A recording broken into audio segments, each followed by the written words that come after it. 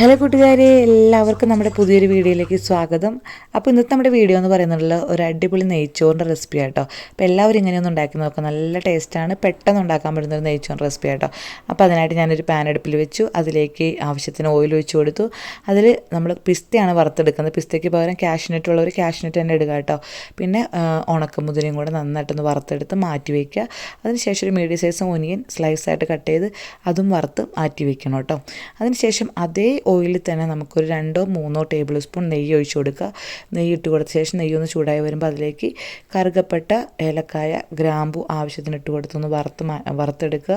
അതിനുശേഷം ഒരു 3 പച്ചമുളക്, ഒരു മീഡിയം സൈസ് ഒനിയനും ഒരു കഷ്ണം ഇഞ്ചിയും കൂടെ എടുത്ത് ഇഞ്ചി ചതച്ചിട്ട് നന്നായിട്ടൊന്ന് വഴറ്റിയെടുക്കുക. വഴറ്റിയെടുത്ത് കഴിയുമ്പോൾ അതിലേക്ക് നമുക്ക് 1 ഗ്ലാസ് അരിക്ക് 1.5 ഗ്ലാസ് വെള്ളമായിട്ട് ഒഴിച്ച് കൊടുക്കേണ്ടത്. ഞാനിവിടെ 2 ഗ്ലാസ് അരിയുടെ നെയ്ച്ചോറാണ് ഉണ്ടാക്കുന്നത്. ജീരകശാല റൈസായിട്ട് എടുത്തിരിക്കുന്നത്. അപ്പോൾ നമ്മൾ 1 ഗ്ലാസ് അരിക്ക് 1.5 ഗ്ലാസ് വെള്ളം വെച്ച് 3 ഗ്ലാസ് വെള്ളം ഒഴിച്ച് കൊടുത്തു. അതിലേക്ക് ആവശ്യത്തിന് ഉപ്പും ഒരു നാരങ്ങയുടെ പകുതിയും കൂടെ പിഴിഞ്ഞ് വെച്ചിട്ടുണ്ട് കേട്ടോ. അതിൻ്റെ വീഡിയോ നമ്മളിതിനകത്ത് ആഡ് ചെയ്യാൻ മറന്നു പോയിട്ടുണ്ട്. നമ്മൾ വീഡിയോ എടുത്തില്ല കേട്ടോ, നാരങ്ങ പിഴിഞ്ഞ് ഒഴിക്കുന്നതിൻ്റെ. ആവശ്യത്തിന് ഉപ്പിട്ട് കൊടുത്ത ശേഷം അതിലേക്ക് നമ്മൾ കഴുകി മാറ്റി വെള്ളം കളഞ്ഞു വെച്ചിരുന്ന അരി ഇട്ട് കൊടുത്തു.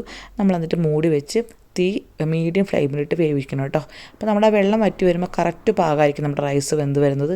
ഒരു തുള്ളി വെള്ളമില്ലാതെ ഒന്നിനോട് ഒട്ടാതെ നമ്മുടെ റൈസ് നല്ല കറക്റ്റ് പാകമായിട്ട് വേവും കേട്ടോ.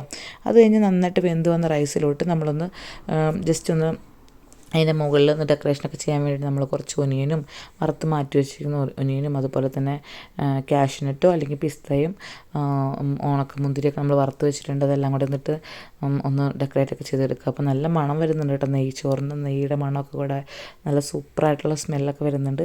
അപ്പോൾ നമ്മളിത് പെട്ടെന്നാണ് നെയ്ച്ചോറ് ഉണ്ടാക്കി കഴിഞ്ഞാൽ എല്ലാവർക്കും ഇഷ്ടപ്പെടും. പെട്ടെന്ന് നമ്മുടെ വീട്ടിലൊരു ഗസ്റ്റൊക്കെ വന്നു കഴിഞ്ഞാലോ അല്ലെങ്കിൽ നമുക്കിപ്പോൾ സൺഡേ ആയിട്ട് സ്പെഷ്യലായിട്ട് എന്തെങ്കിലും ഉണ്ടാക്കണം, അല്ലെങ്കിൽ നമ്മുടെ മക്കൾക്ക് എന്തെങ്കിലും സ്പെഷ്യൽ ഉണ്ടാക്കി കൊടുക്കണം എന്നൊക്കെ തോന്നുമ്പോൾ നമുക്ക് വളരെ ഈസി ആയിട്ട് പെട്ടെന്ന് ഉണ്ടാക്കാൻ പറ്റുന്നൊരു നെയ്ച്ചോറിൻ്റെ റെസിപ്പിയാണ്. നല്ല അടിപൊളി ടേസ്റ്റാണ്. അപ്പോൾ എല്ലാവരും ഇങ്ങനെയൊന്നും ഉണ്ടാക്കി നോക്കണം കേട്ടോ. അപ്പോൾ ഞങ്ങൾക്ക് ഈ സൺഡേയിൽ ഞങ്ങളുടെ സ്പെഷ്യൽ ഇതായിരുന്നു കേട്ടോ. അപ്പോൾ നമ്മൾ നെയ്ച്ചോറിൻ്റെ കൂടെ നമുക്ക് ചിക്കൻ കറിയോ അല്ലെങ്കിൽ ബീഫ് കറിയോ ഒക്കെ നല്ല കോംബോയാണ്. അപ്പോൾ നമ്മളിവിടെ ഇന്ന് ബീഫും കായയും കൂടി ഇട്ടാണ് വെച്ചിരിക്കുന്നത്.